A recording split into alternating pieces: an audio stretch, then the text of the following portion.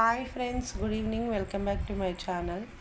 ఇగో ఇప్పుడు ఈ 2 బ్లౌజ్ పీసులు ఇగో ఈ శారీ సేల్ కోసం అయితే ఎన్ని కింద పడేసిండ్రో చూడు.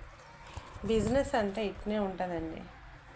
ఇట్లా అన్నీ మళ్ళీ తీసుకోవాలంటే ఇవన్నీ మళ్ళీ మడత పెట్టి షోలో సెల్ఫ్లలో పెట్టాలంటే చాలా ఇబ్బంది. ఇంకో అన్నీ తీసేసింది ఒక్కదానికోసం. ఇట్లనే ఉంటుంది.